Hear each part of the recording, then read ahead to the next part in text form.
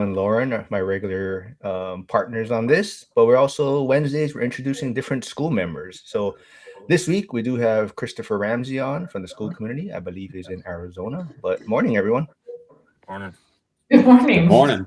All right. So yeah, Chris, why don't you maybe quickly give a short spiel on who you are, I guess where do you invest and like single families, multifamily, but give a little story about yourself real quick. Yeah, pretty much. I have some single families, but I try to right now focus on single families with ADUs or just like 2 to 4 units. Invest in Phoenix, Arizona, Phoenix proper. So pretty much the central corridor. Um, between the I-17 and maybe the 51. South of North Mountain and north of South Mountain. So Do any of you know where that is? Yeah, Lauren. it's central. yeah, Central Phoenix, basically. All right. Did you just make that up? He said south and north and north and south. So Yeah. All right. Well, like I said, it's always fun getting different school members on Wednesdays with us to share their story. Do you folks have any questions for Chris, real quick, or can I jump in? Jump Yeah, in. jump in. Well, so Chris, you've been a part of school for a while now. I think the message you sent me kind of I'm not sure if I picked it up correctly, but seemed like there might have been a little hesitation to join school, or maybe not familiar with what it would offer you and where you're at in your journey. But it kind of seems like you're getting ready to take that next step now, as far as real estate journey, getting more confidence. You're kind of over that. I wouldn't say you're past the 5 years of stuff, but it feels like you have that confidence now to realize like stuff happens, and like I think in your message you mentioned, you just kind of deal with it, and it doesn't stress you out as much now. Is that kind of accurate? Yeah, that's fairly accurate. I think I followed for a while. I never really joined any of the uh, Facebook groups or any of the other stuff that was going on like 4 or 5 years ago. But and I think it was last summer I joined, and then I just started, picking people's brains. And I actually had a phone call with somebody. I forgot who it was, but just first week, somebody said, "Hey, just give me a call." Chatted it up, and throughout the last 6 to 9 months, I've had a lot of good conversations and learning a lot from the community.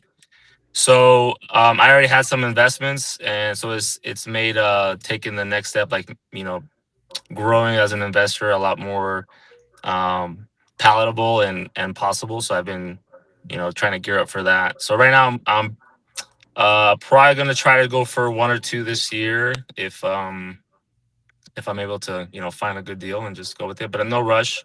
But it's kind of a good tailwind to have the community there and to have the all the experience that people have. Just try to get what I can get from that and apply it to my journey. So I also heard you mention ADU. Is that a big part of your strategy, or just it kind of that just fell into your place in your portfolio? It makes it it's just more flexible. It's more versatile. Um, I think it's easier to have two tenants in there, and it makes it more flexible for transitions that may come up with somebody or what have you. It's just easier. It's kind of like a small multi, basically. I like a lot of homes in Phoenix have a casita, so it's nice to have casitas around. And I believe you're gonna have to speak Spanish possibly when because Flavio is here. He got all excited the other week. Hey, ¿qué Uh, lo que, Flavio? ¿Cómo estás? but tell us about your market also. Like it seems like Joe and Lauren maybe aren't too familiar with your area also. I think there is a lot of people in the school community investing in that market, but I keep hearing that they're kind of saying that it's a very expensive market already, and people jumped in during COVID, and now you do see a lot of people maybe struggling because they paid premium for properties. Yeah. So I have a small group of friends that we share a lot of real estate stuff and chit chat, and we share a lot of properties. Like, look at this one. Remember this one in 2022 that we were looking at, and someone just overpaid. It's now for sale, below the price that they paid in 22 or 23. So it did get a big jump. But there's still pockets. There's still opportunity. Um, The triplex I bought in at the end of 2024, December. I got it, I think 100 under ask, and it's doing well. And I was able to refi it recently. So there's still opportunity, but overall, there is a lot of people with wish pricing, and there's a slight premium on 2 to 4 units that people know that you can rent them, and people know that there's operators out there that are looking, so they try to go a little bit above and see if they can get someone to bite. But you just have to make an offer underneath that, or wait till something better pops up. You guys got anything for Chris, or? Because if not, I mean, I like to dig into more like how you got started also in real estate. For me, being in the firehouse, it was mainly just my pension, buy a primary and kind of just wait 30, 40 years, right? But how did you get into the real estate game? Well, when I got to Phoenix in 2010, I had a realtor looking for me remotely, so I was out of state. And when I got a house, I just house hacked. So I had my brothers in there. I had some friends for a good 4 or 5 years. Just having people pay the mortgage. And then when I was engaged, I had my then girlfriend, now wife. I said, "Hey, buy this house that just popped up this morning," and she put an offer in the next day with my realtor. And then that was like our 2 little houses. And then we just kind of grew from there. Like, we got our own house when we got married. We rented out hers. And then we just rolled in savings and some equity that we pulled out into the next one when we moved. And then since 2021, we bought, I think, 3 or 4. And so we just kind of took action. We saw what was there, and I was always interested in houses, so I'd always help people buy houses. In my mind, I didn't really understand a lot of like equity or asking for other people's money or getting investors. I just kind of thought, okay, I'm gonna have to save up, 20%, and then, find something.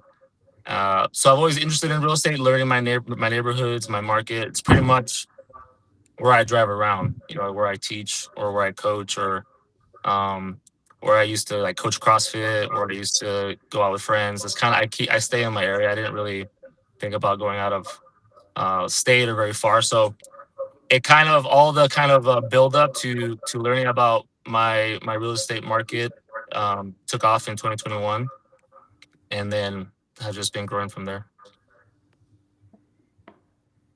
So your first one that you got and then you rented out, ultimately, what was the delta on the rent versus the mortgage payment back? And what year was that?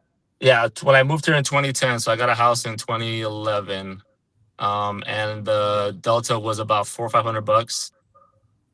Yeah, and I was basically renting rooms. So yeah, I had 3-bedroom house, rent the other rooms out, and yeah, basically I wasn't the best saver, but I mean, ideally, if I'm looking back now, I could have made a lot of big moves, but maybe I wasn't ready for it then either. And then when you were buying more in 2021, did you have that same delta? For the first one, the delta was, let's see, we had about an 800 delta gross, so probably like 3 or 4 net. And then after that, they have been, the one after that was, I think, 750, 800 net. And you're saying per month? Yeah, per month, yeah.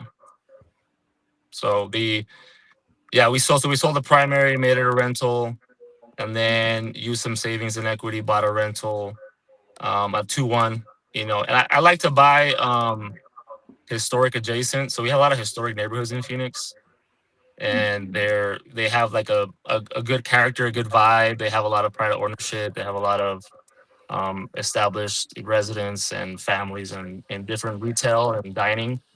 That is it's very walkable in the historic districts here. So I try to be either in one or right next to one, and that was one that was right next to one. So it's been a good one so far.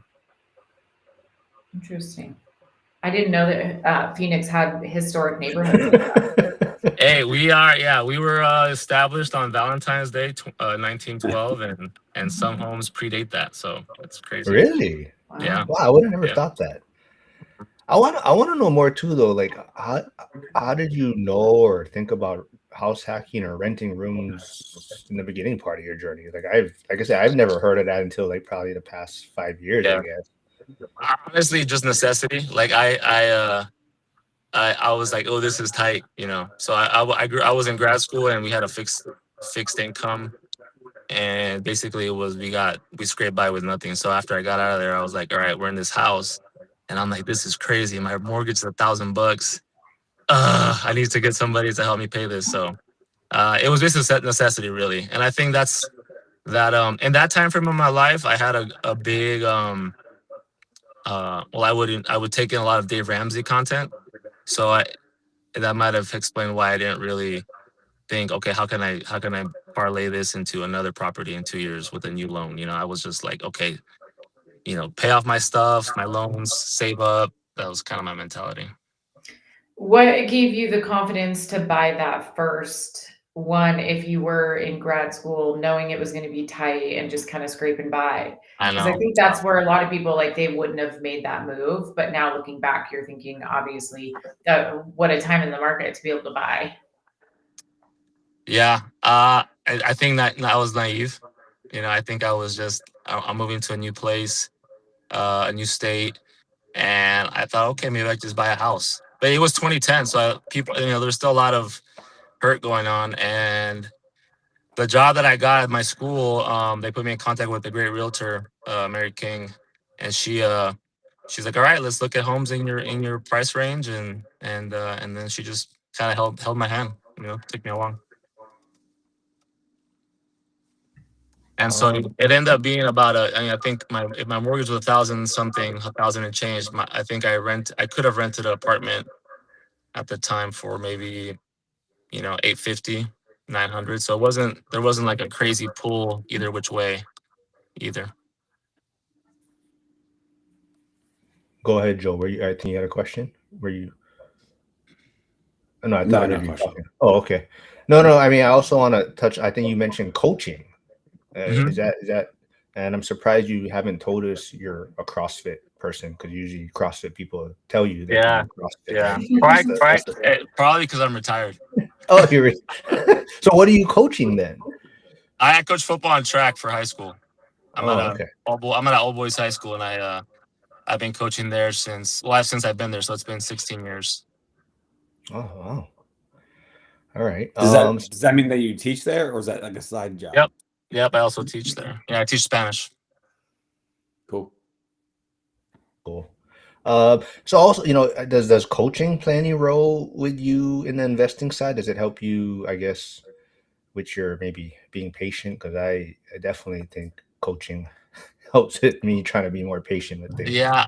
There's definitely principles that cross over. I think the patience is one. The attention to detail is one. The you're only as good as your last play type of thing. Like, you gotta just either get better, you're getting worse. Coach Harbaugh used to tell me that. And so, like, you have a lot of different things that can apply. And I think the one that kind of crossed over the most is probably like the thrill of having a plan and executing it and then having it work out. And it's like, yeah, let's go. You know, that's awesome. And you want to chest bump somebody and, you know, high five.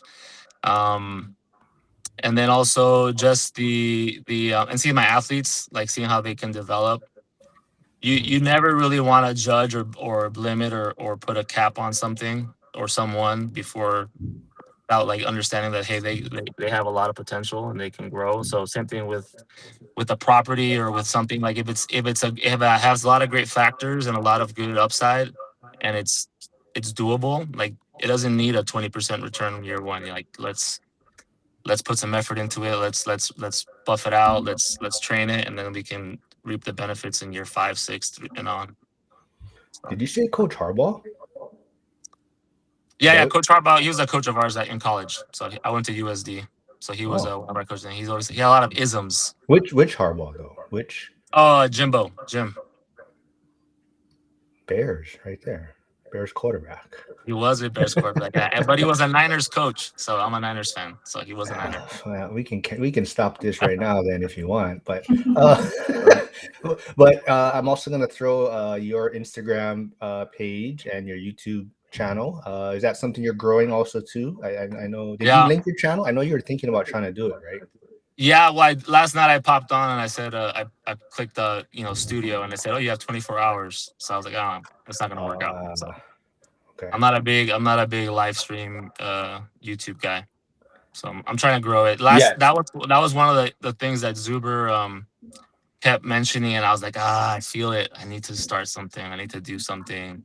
Because people are always asking, or I'm sharing with them, right? So that I figure putting something on Instagram. So I've made an Instagram and a TikTok and a YouTube.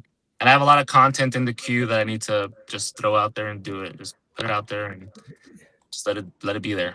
It sounds like we're talking to Lauren. I know. I'm like, I feel you. Yeah. I do have a question for you, Christopher. Yeah.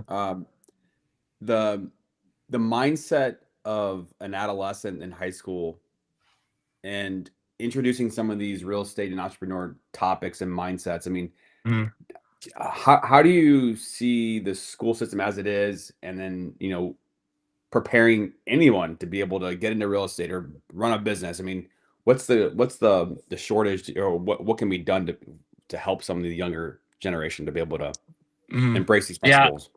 Yeah, I hear you. So I'm at a Jesuit all boys school, and it's kind of a great place because aside from all the other benefits that it is there's a entrepreneur class, there's real estate clubs, there's stock trading business. There's tons of avenues where students are learning about everything, the system, investing. And there's people that come in on a weekly or monthly basis from the community in Phoenix that are either alums or connected, and they share how their businesses are growing, what are their strategies, how are they leveraging relationships and whatnot. So I think we have a place where, I think that's what you got to do. You have to implement it into your curriculum. You got to apply it to your lessons. You got to bring that real life possibility into the classroom. And we have a lot of kids that are interested. Like a lot of guys are sharing their trading pages, and this is my company that I started. And we have classes that they create pitch decks, and they go out and pitch it to investors and companies in the area, and they give them feedback like, hey, this is great, this is a good move, we like this vision, what about this? So I think that bright, budding, creative, and imaginative stage that they're in is a great time to implement these avenues and these opportunities, because then you can meld those together and they can have a lot of confidence going forward. Wow, that's very cool. Do any of your students ask you questions about your investing or real estate? Yeah, I share that because we share goals like for different types of lessons, and I share my goals, and they're like, "Oh, Senor, did you buy a property this year?" Yeah, I'm like, "No, I'm working on it." "Oh, Senor, did you buy one now?" "Yeah, I bought it actually. It's pretty cool." And we actually have a yearly summit where we like dive deep on a topic. And one year it was Phoenix and how there was a housing, affordability issue, and that was 2022. And I gave a presentation to a bunch of 3 different workshops. I gave presentations to. So there's there's not like a ton of questions, but I talk with the real estate club a little bit, and students in my classroom or my athletes will ask sometimes. Yeah. What is like, maybe if one of your students were to ask you, when they graduate, or should they even be trying to do something now in the real estate side, but what would be the first place you would kind of point them or direction you would give them? Yeah, I usually tell them to try to block out a lot of the sensational stuff that they might find online, but I'll reference some people. I'll recommend some people, but I tell them, hey, you're going to be in college, or you're going to college, like look around your town. Like, can you find a duplex? Can you find a triplex that your parents might want to jump in on it with you, or with another parent or something? Like, try to find something where you're going to be there and you're going to be getting a benefit from it. And to my knowledge, nobody has taken that yet, but we have chatted about it as they're approaching, their college time. Stan, says, I agree. Private schools do much better job of getting students ready for real life following graduation. Yep, definitely. Yeah. I don't remember anything about teachers talking to me about this kind of stuff. I don't know. Um, I also went to a Jesuit all boys school, played baseball, but Right yeah, on. we had some econ courses and some, econ course with a guy that had no teaching degree at all. He was just a business person as well, and he went through all kinds of budgeting and investing, just high level stuff. But like he definitely dug into it, which looking back was pretty cool. But it Yeah. was only very small slivers of like actual investing. Yeah, exactly. Yeah, we have a few of those that it's like a lot of practical, real world, knowledge, and and we don't have to have a teaching degree per se, but all of us pretty much have master's degrees. But when you have an opportunity to have somebody in the classroom that has such a wealth of knowledge, yeah, we'll bring them in, and they can help those kids out. Are you thinking of maybe? Well, I don't know. Are you planning to go to the Vegas event in January? And are you thinking maybe some of your students, you're throwing it out there like they're having stuff for teenagers? I haven't thought about that for the students, but now you bring it up, yeah, that's a good idea. I should try to leverage that and say, hey, to my wife, be like, hey, babe, let's go to Vegas and let's get a babysitter or get the kids looked after, and let's go for a weekend. But that's a big ask, but we'll see. It's just a lot of reason why I'm trying to also grow the investment is to have more family time, and it I have 4 children, 4 awesome kids, and they're still young, so I'm really trying to get that time freedom and get that flexibility at least, to maximize my time with them and grow and enjoy their smiles and their cries and their all the different ranges of experiences. So See, Lauren, kids, no, but I told Lauren before we jumped on today, or when she first got here, that I was worried that she wasn't gonna be here on the live stream because I saw her post some pictures on her Instagram, and I was like, oh my That's my personal Instagram, Mark. Nobody knows about that except for you. what do you mean? It's the same name almost, right? Yeah, but Oh. it's not. It has my first name in it, but All right. Well, calling me out to the real estate community, they think I'm professional. I was like, she might I not show posted up a picture tomorrow. of me crowd surfing at a festival last weekend. I thought it was like last night because I think she just posted it yesterday, and I was like, "Oh man, is she showing up tomorrow On a Tuesday night?" I don't. So yeah, so where are you at now? I guess what is the next step right now? You kind of touched on a little bit. I mean, are you looking to partner with people? Are you trying to do everything yourself? I mean, what's the next steps for you?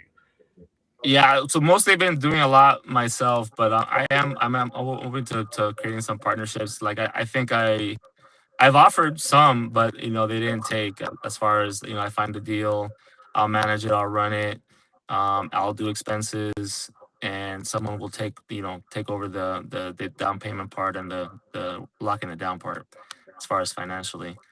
But yeah, I'm open to it. I think there's an opportunity there. I also need to probably learn to like let go a little bit of having everything on my own, me do it, carry it all type of thing. I think there's strength in numbers, and not that I want to do a syndication or anything, but I think if I find a few like-minded people that I can trust, then we can go forward with that. Is that my your- timer? No, I think that was Joe's phone. Look like. Oh, Stan yeah, said. go ahead, No, Stan. go ahead. He just says best way to teach students about getting involved in real estate. Have them watch. Oh, gosh.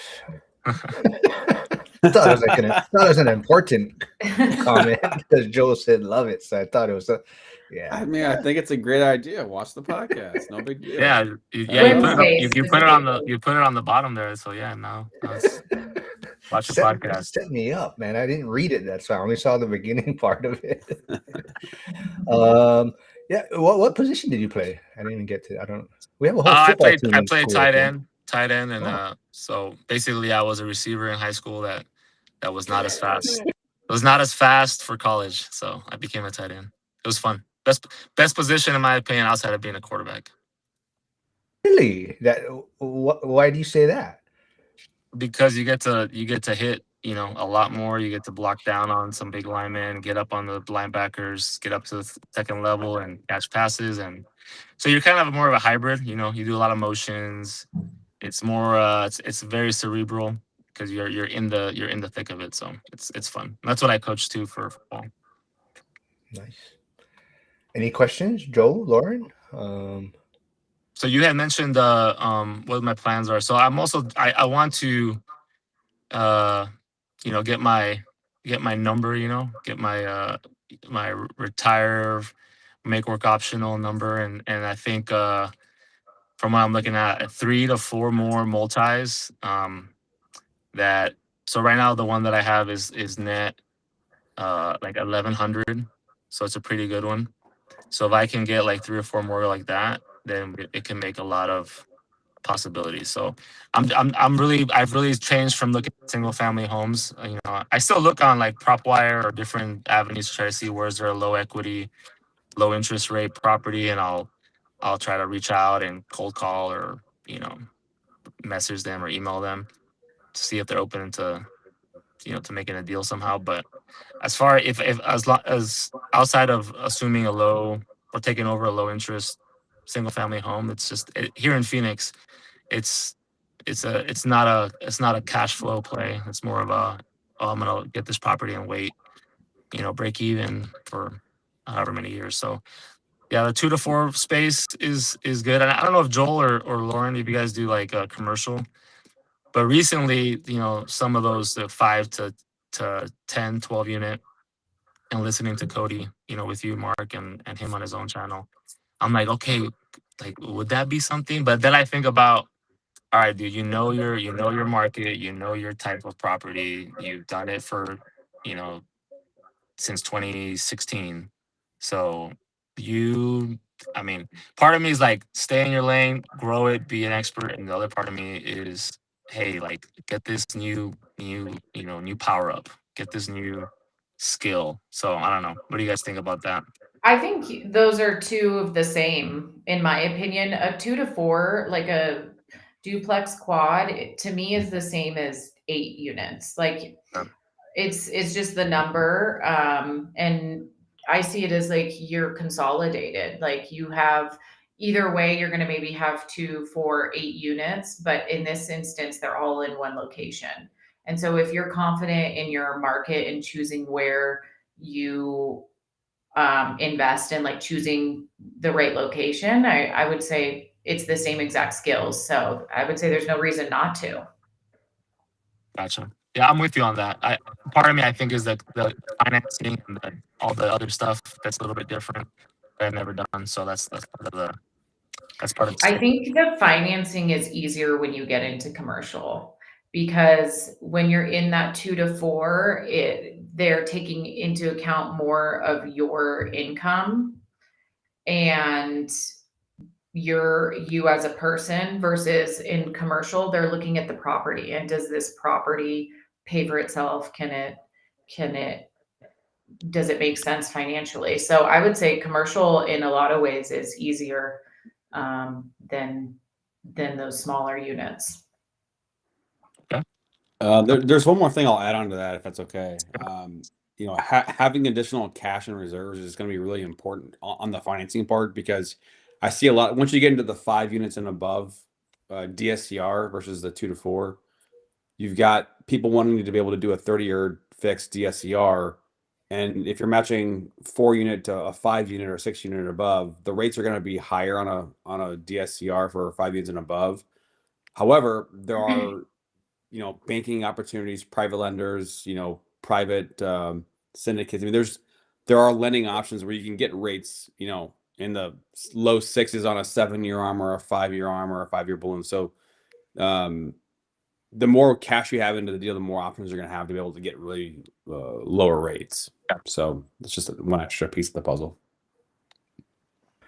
James Hillis says, I take on a high school kid every summer. At the end of the summer, they understand how investing works, but they have all become more afraid of investing. It's probably Oh, a good year then.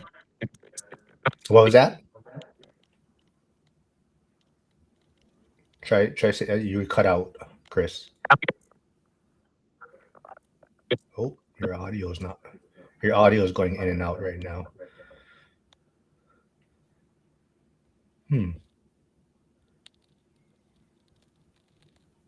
Maybe just if you have to maybe bounce up or try to say something. Back out. Yeah, maybe go back out and then come back in. I don't know. It's kind of cutting in and out. Let me try to take him off this. Stan says Phoenix is a nice area. I might be back there again for a conference in October. Yeah. Great Well, conference. Chris. Well, quickly, Lauren, maybe give us an update then while Chris is going to hop back on about your boutique hotel. Where are you at on that? We hired a structural engineer / he also does architecture. So he's drawing up basically our preliminary plans, and we'll be submitting them to the city and kind of like working with us on our behalf with the city. So we'll see. We're just kind of in that like long waiting game of city approvals. Something, Chris? Yeah, I'm hearing the same feedback, but hopefully my audio is coming in okay. I'm still getting in and out for your audio. What happened? It was all perfect until now. Oh, and now Flavio just arrived. Yeah, Flavio's here. Re-arrived. Yeah, He's he not was gonna be able early. to speak Spanish. Yeah. Hey, Kenny. Morning. Yeah, I don't know, Chris. You're going in and out still yet. I'm not sure. Maybe try to say something again. What's up? Yeah. I'm not sure.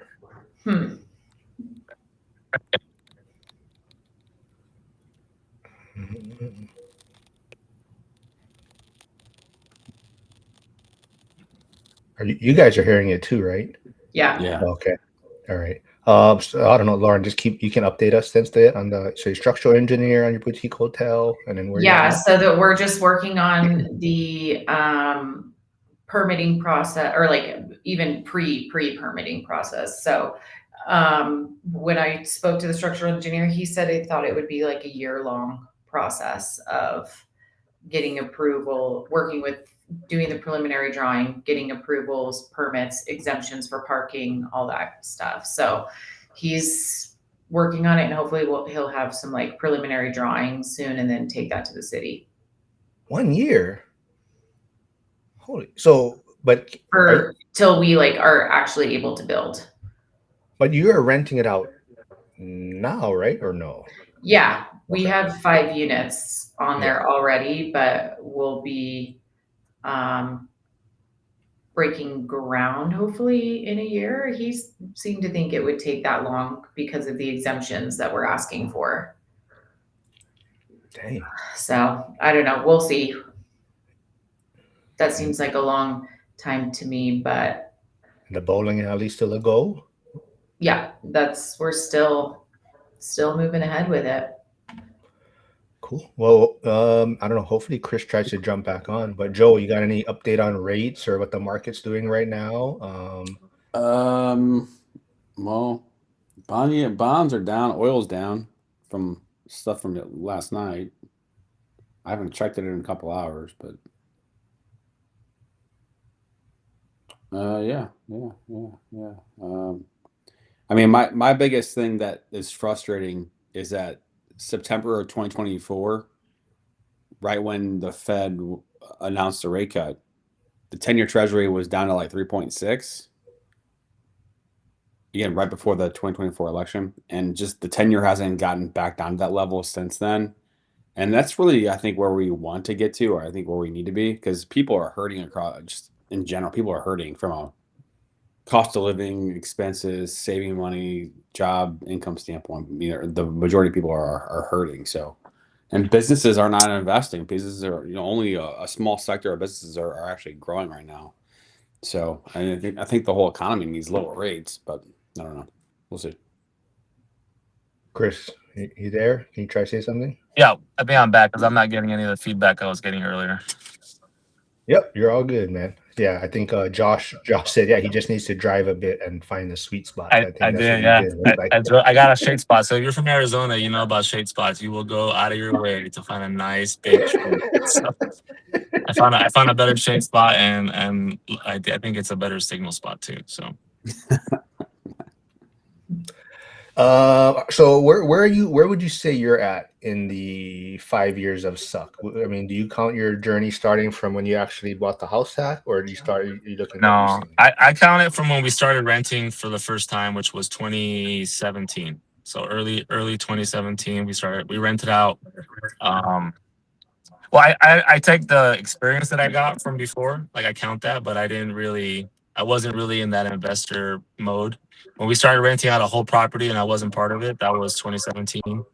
And you know, the first I think 2 months the AC went out. So completely went out.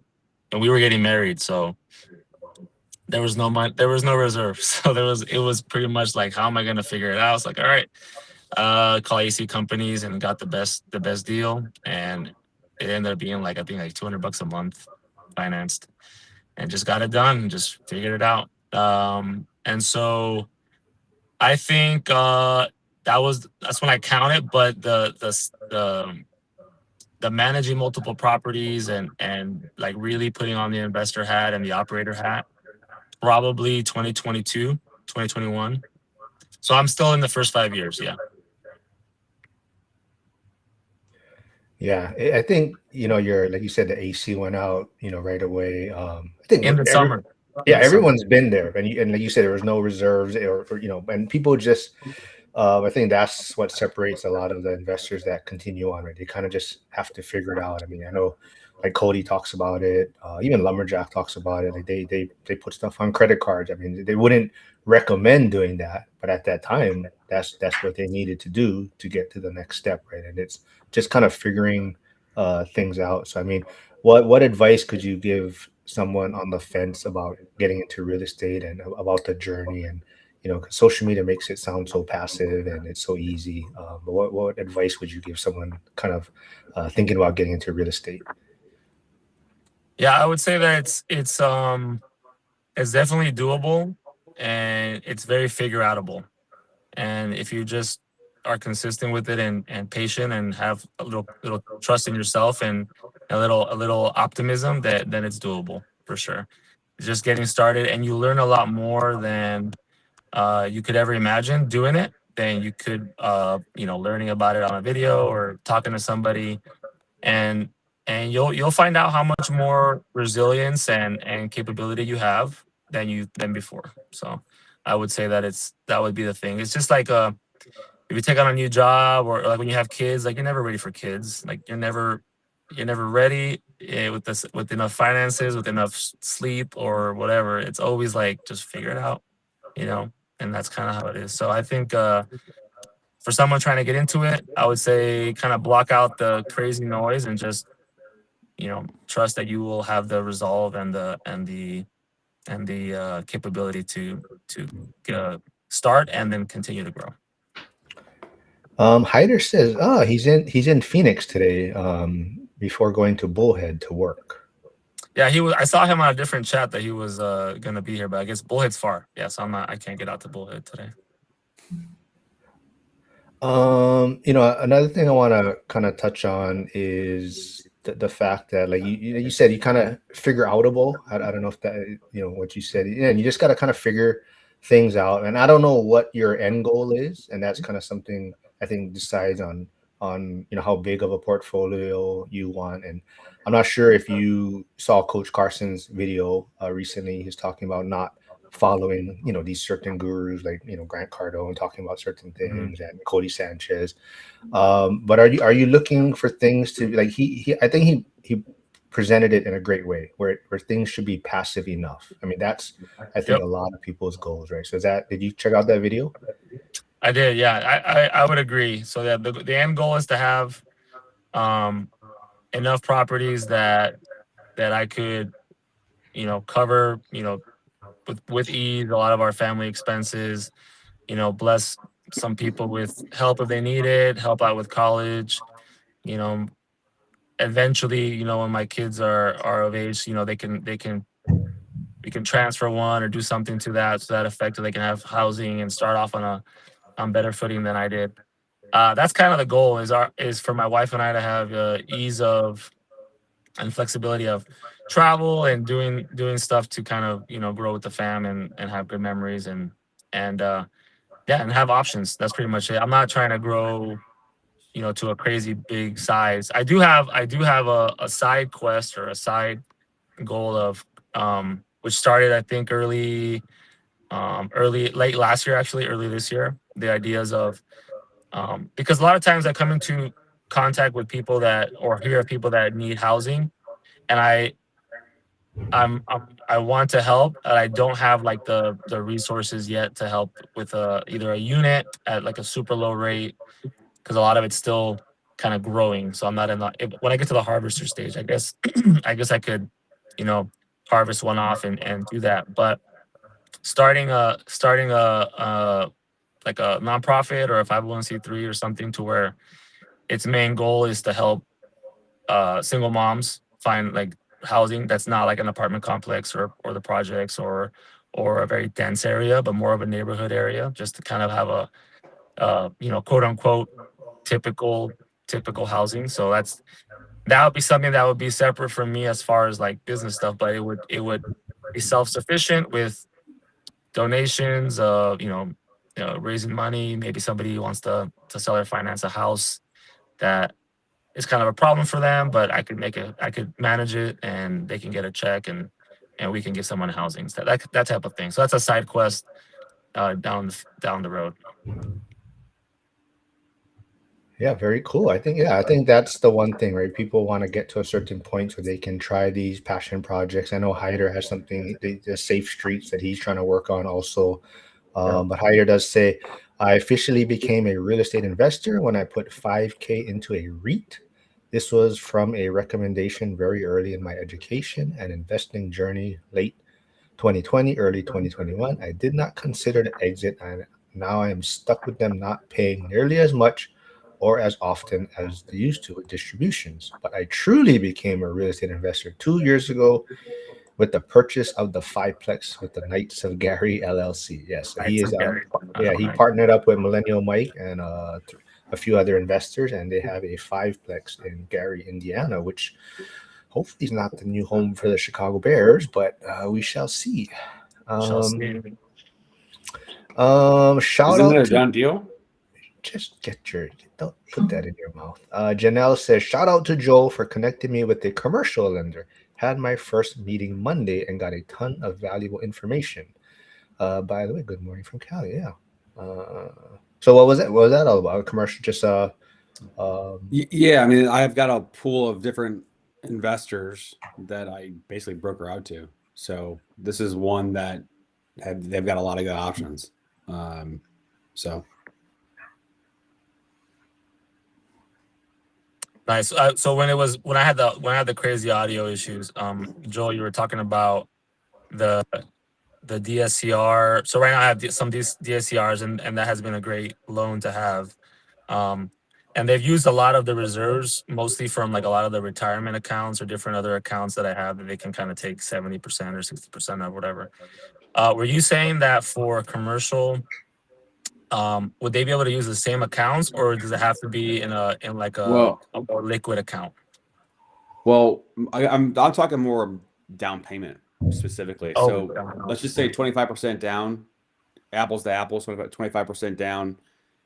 A DSCR on a 4-unit versus a DSCR on a 5-unit plus. The DSCR on the 4-unit is going to be a better rate, sometimes by half, sometimes by more.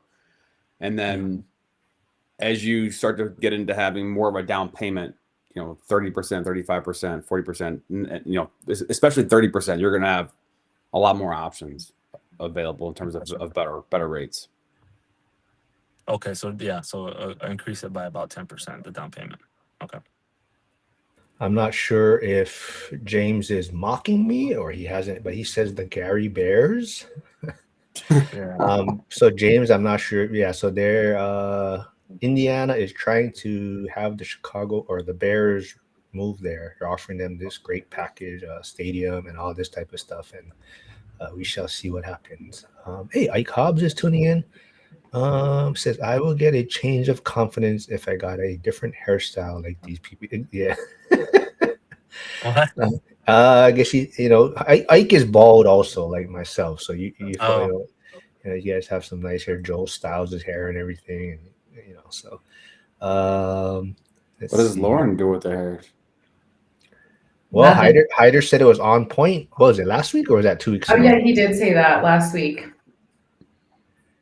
So you just woke up and didn't do your hair? It does look different than the other week.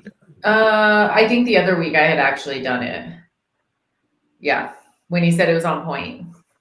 So, let's make a random connection like hair. Like it's not that hard. Like you shower, you condition it, you comb it, you just do basic maintenance. It's not that complicated. So a rental investment, yes, it can feel like a crazy big thing, but it's just got basic routines that you just get used to. That's it. Mm-hmm. All right, Mark's got a basic routine too for his hair. Yeah, I saw that one. There's like that one Instagram reel where I think the girl or the girlfriend went into the boyfriend's shower. She was gonna shower at his place or whatever, and it had like the 20-in-1 shampoo. It says like Yeah. car oil face wash. It was like this bottle that she's like, what do these people do? They don't take care of them. They just use, as long as it's like hand soap, laundry detergent, all on like one bottle.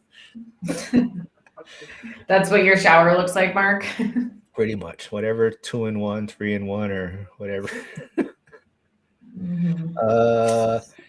But I also want to talk because I've been bringing it up to all the guests. I don't think I brought it up with you guys because I don't think that video came out yet. But Zuber did his interview with Jason Hartman recently, and Zuber is changing his tune that the average person can become wealthy today. So he is on the saying now that he doesn't believe the average person can become wealthy. So, what's your guys' thoughts on that?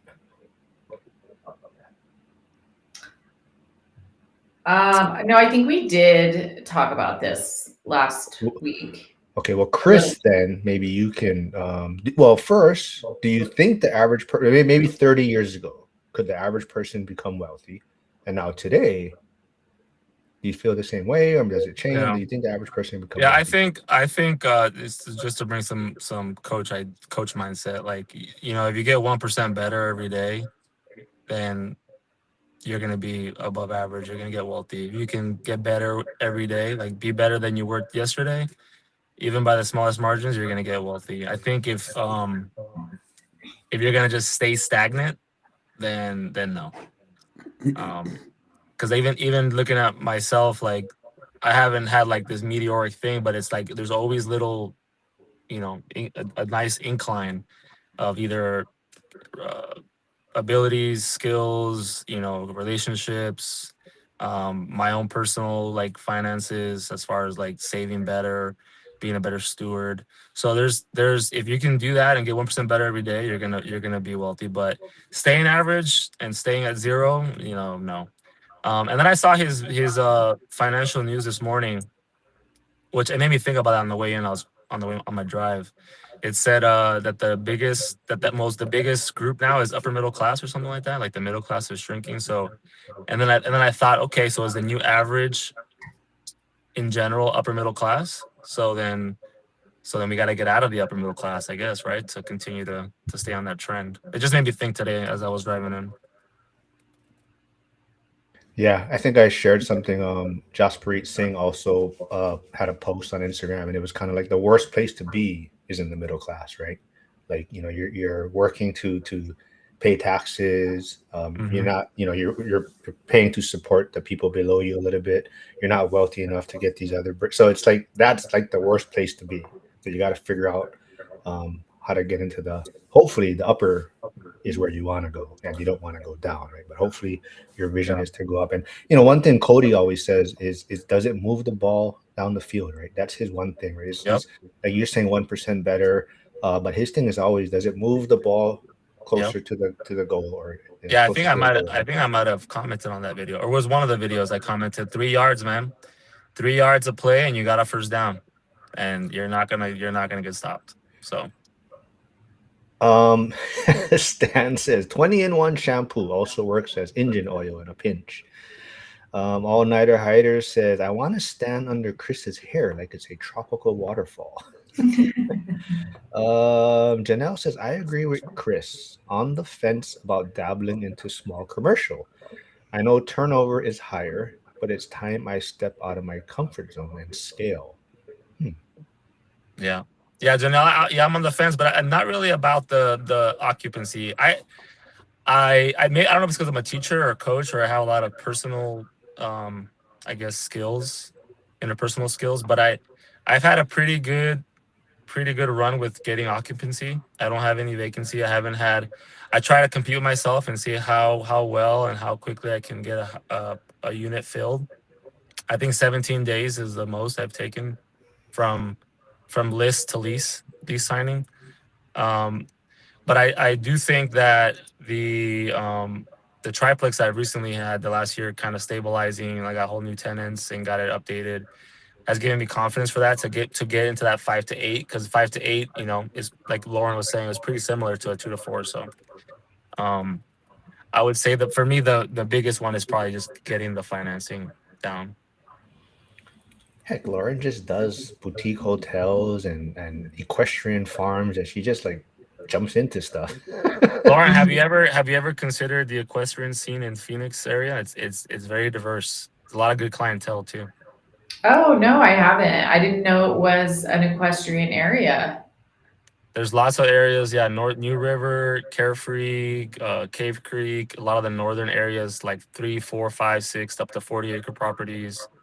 Yeah, and then people that have horses obviously come from Scottsdale or Central Phoenix, uptown, North Central, they don't necessarily have their horses, lodge them at their house. Some do actually in the city, like in my area. There's properties that have horses, but a lot of them will keep them up there up north. So there's opportunity. You're in Wyoming, right? I live in Idaho, Idaho? but equestrian properties were in Florida. Oh, okay.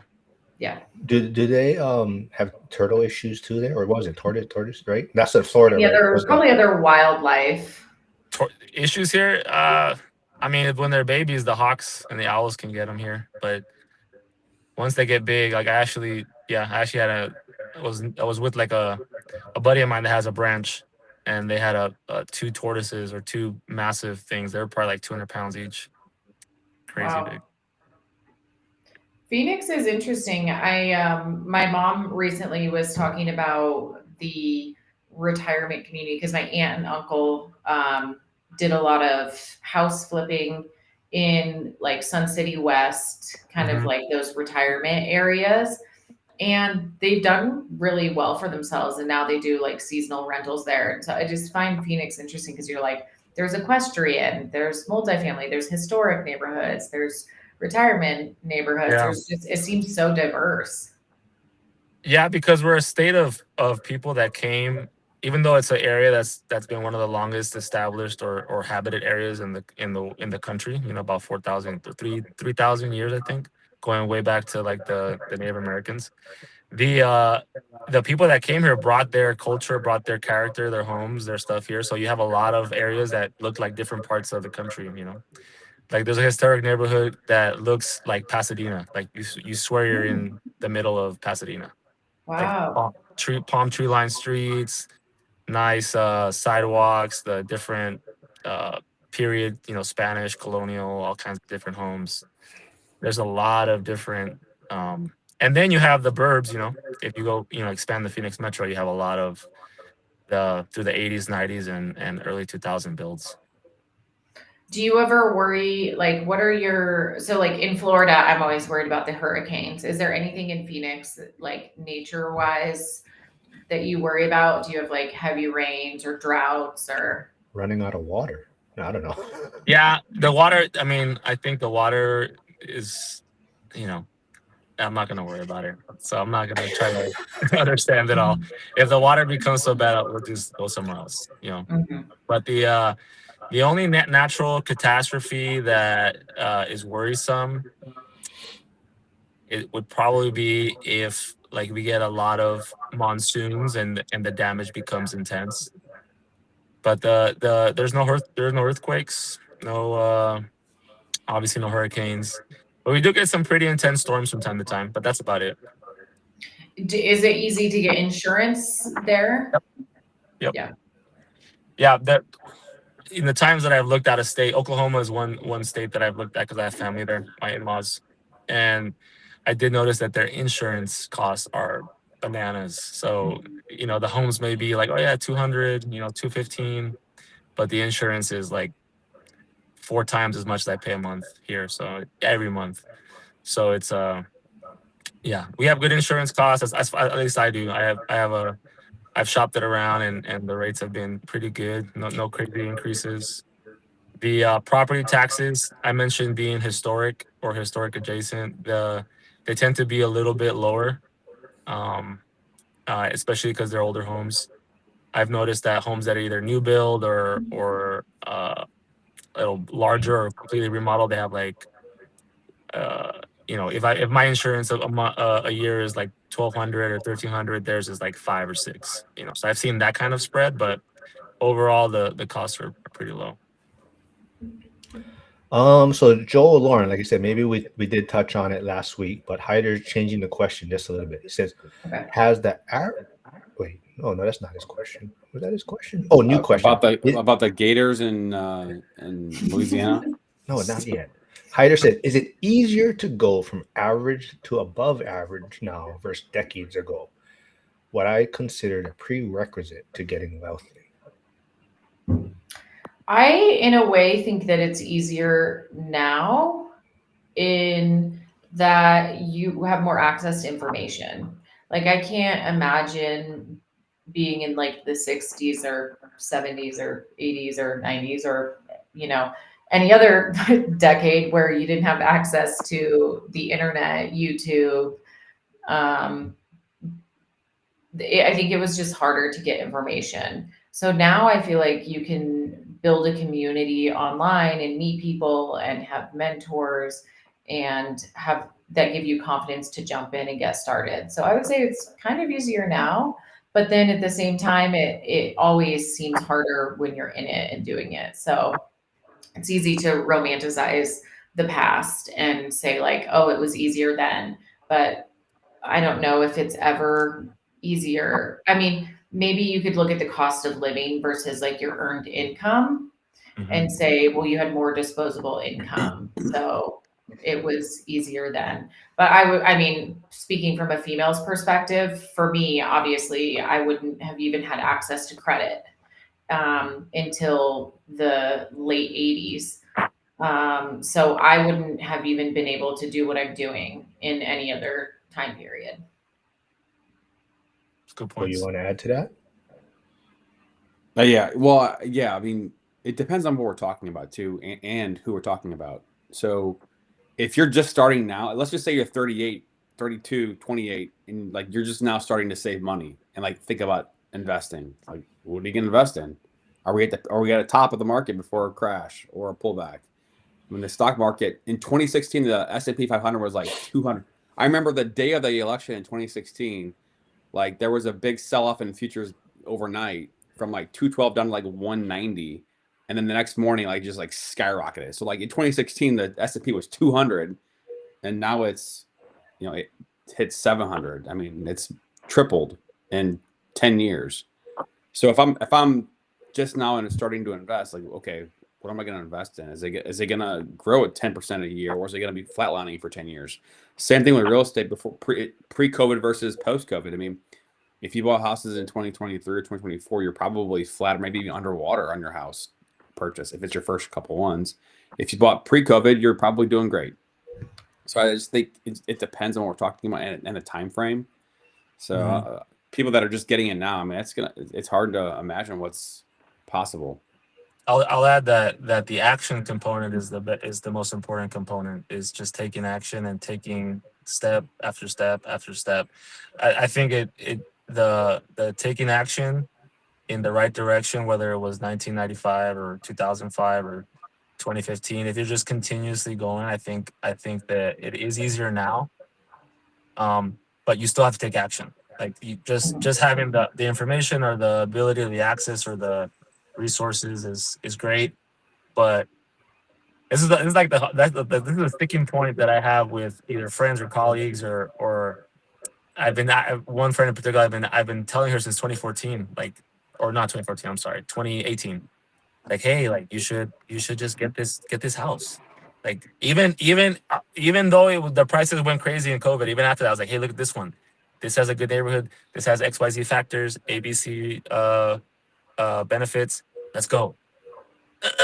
I don't want to do it. So yeah, just take the action. And the worst case scenario, I think you guys have all heard this before. The worst case is you're back to where you started, with a couple lumps, and that's it. Victor, he's just like Flavio. Those guys like to make trouble. When Victor says invest in Bitcoin.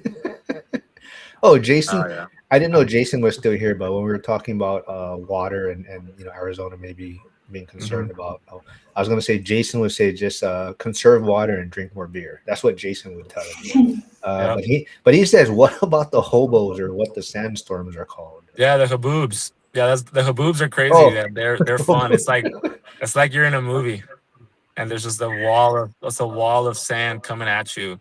That actually happens? Oh yeah, you should look it up. I think 2012 or 2013, it was the last massive one that all the great photographers took photos of. But I was driving. Speaking of CrossFit, Mark, I was coming from Tucson from a CrossFit competition. Yeah, and I was going up. I was going up the highway, and on the back, I could see the haboob, the storm chasing me. Like it was coming into Phoenix. And I was like, I gotta get home. And I got home, and like 20 minutes later, just the whole landscape changed, and it was a haboob, crazy storm. I mean, it really is just visibility and dust and dirt issues. It's not really, gale force winds or anything like that. But the haboobs are pretty crazy. We gotta have something, right? We don't have anything else. I do need to. We don't have anyone joining us next week. We have someone the following week. We have Cody. So if anyone wants to join us on our Wednesday Meet the School Investor, so hopefully maybe Janelle or Victor or Flavio will reach. Or even Josh Burdick. If you want to jump on, let me know, man. We need someone for next week. So hopefully someone will jump on with us. But I see James asking, Joe, do you only deal with investment loans, or do you also offer primary home products? Yeah, we do primary products as well. FHA, conventional, rehab, ground up construction. All right. So James, you can connect with Joe in school, or I don't know. Well, you don't go on school very often. Joe, I got a question for you. As a lender, how do you navigate the comparing and the shopping of loans and stuff like that? And like what's the balance between just having someone that you can go to and just get it done and not really shop versus trying to beat somebody else's rates and stuff like that? Like, how do you navigate that whole song and dance? I mean, as a lender, there's a million of us, right? So we're dealing with that every day, and there's a ton of companies out there, and there's less transactions out there. So there are times where people will go cut, and literally will lose money to get a deal. Yeah. So that it's just part of the game. And, when you're dealing with referral partners, realtors, builders, rates are obviously important, but getting the deal done and getting the deal done on time is important. So like the rate is one component, but being able to close on time and get the approvals on time and not making mistakes. Like when you provide a pre-approval letter for a borrower and then you don't close, like that's the risk you run when you're working with somebody that's not experienced. So yeah, but all that, I'm not sure if I'm answering your question, but yeah, we deal with that every day.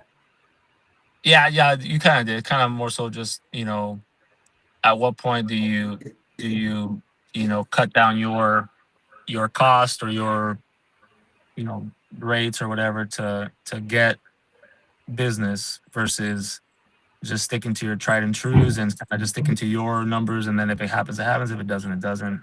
So Yeah, because I was listening to I think Dion's live yesterday or the day before, and how you just have 4 or 5 lenders and you bring the different apples to apples. Obviously, you can change stuff, but apples to apples, share it and say, hey, can you beat this, type of thing.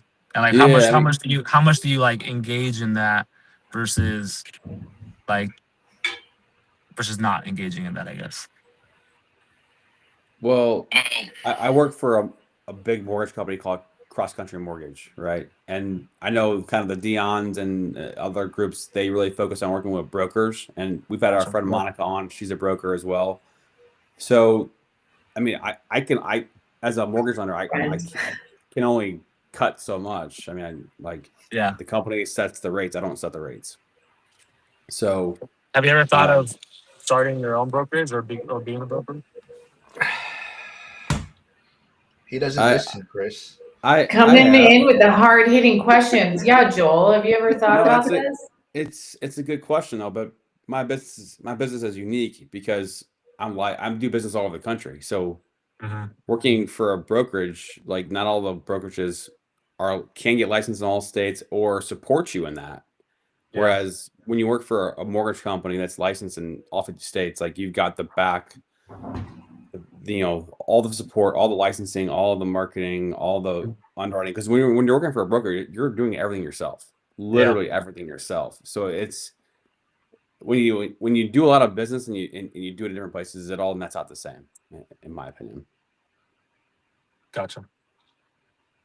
Well, I have no. It sounds like I had a nerve that I had no prior knowledge to this this question being asked. No, before. we're always just giving him shit for it. Nice. That was cool.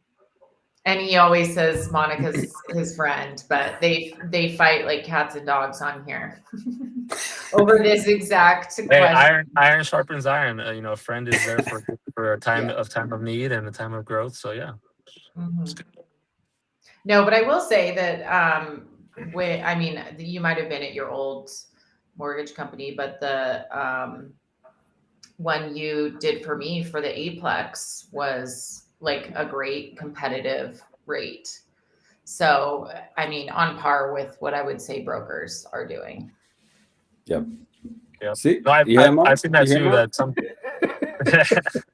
I have a lender that was for the broker for a long time or with the company for a long time, and there's certain benefits of being with one company for an extended period of time. You get a lot of leverage, or you can really reduce or like get a bunch of discounts on something, and it ends up being really competitive versus cutting your own profit like other Yeah. dependents might do. So it's good. All right. Anything else you guys want to bring out before we wrap things up? It's always fun with you guys on Wednesday. Chris, thanks for doing this. Like I said, Yeah, hopefully appreciate it. someone reaches out and wants to jump on next week, or maybe we got to bring Yeah, Monica I'll next just week. do a plug for those watching. I was watching for a lot of months, this show, and Mark has a very good way of just putting out stuff that it just pops up on your screen and you're like, okay, I'm gonna watch this. And then as you start watching it, you're like, oh, okay, you start learning. So take the next step if you're watching and just considering it, just send the email and hop on. It's not then it's not as bad as you might think. It's actually a nice conversation.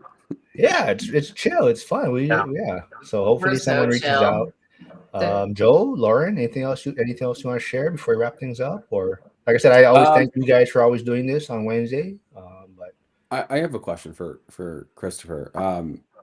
You mentioned starting in 2011, buying your first home, and then I think 2017 bought more stuff or whatever year was. Yeah. When did you realize or say to yourself, hey, yeah, this is a viable strategy to like actually replace income? Yeah. So I was driving in Oklahoma in Christmas of 2021. We had just closed on the third rental, I guess, at the time. And I had, 16 hours of driving time. So I put on audiobooks and I found Rich Dad Poor Dad.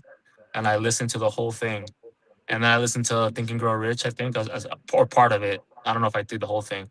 But I was driving in the middle of the night and it's like just like all these like thought explosions. And I'm like, dang, yeah, this can totally happen. And then my mind is one that just to go down different scenarios and just kind of extrapolate my ideas. and that's when it became like okay, it's cool to like this is an actual vehicle that if I'm a good driver, it's gonna take me places. So yeah, that was it. 2021 December. Rich Dad Poor Dad, the book that started it all. All right. Yep. Yeah. Well, funny. I mean, this is off topic, but you were talking about how long you were driving, and if people didn't hear my chat with Cody on Monday, Oh yeah, that was crazy. I was like, what?